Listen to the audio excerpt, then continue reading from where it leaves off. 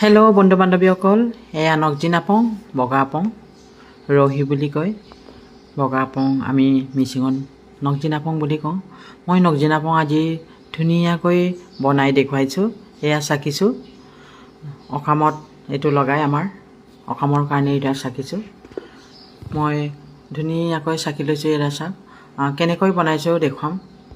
এয়া চাব।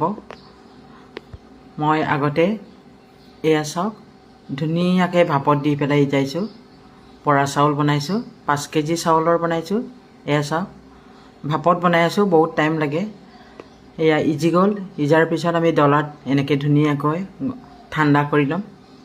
ঠাণ্ডা কৰি আমি ইয়াত লগাব লাগিব ঔষধটো। এয়া ঔষধ হৈছে 5 কেজিত ইমানখিনি ঔষধ দিছোঁ। চাওক, এয়া বাকৰ গুটি বুলি কয়, আমাৰ মিচিঙত এভব বুলি কয়।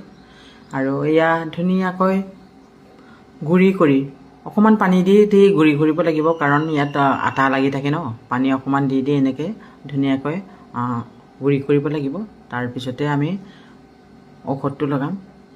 ধুনীয়াকৈ এনেকৈ কৰি ল'ব লাগিব। চাওক, ঠাণ্ডা কৰি ল'ব লাগিব, পূৰা ঠাণ্ডা হ'ব লাগিব, নহ'লে আমাৰ নগজি নাপংটো ঠাণ্ডা নহ'লে ভাল নহয়। গৰম গৰমকৈ দিলে অলপ টেঙা নিচিনা হয়।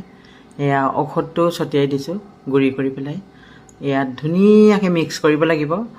এটা এটা চাউলত লাগিব ঔষধটো বেছি হ'লেই নহ'ব আৰু কম হ'লেই নহ'ব। কম হ'লে ৰসটো বেছিকৈ নোলায় আৰু ষ্ট্ৰং নহয় বস্তুটো। জোখত থাকিব লাগিব বস্তুটো, তেতিয়া মানে ৰসটো ধুনীয়াকৈ ওলাব। এয়া চাওক, এয়া গোটেইখিনি লগাব লাগিব। গোটেইখিনি লগাই ঠাণ্ডা কৰি মিক্স কৰি ধুনীয়াকৈ মিলাই থ'ব লাগিব। এয়া চাওক, সকলোতে মিলাব লাগিব। অকণমানো মানে থাকি যাব নালাগিব। গোটেই চাউলখিনি লাগিব, তেতিয়াই ভালকৈ বস্তুটো হ'ব।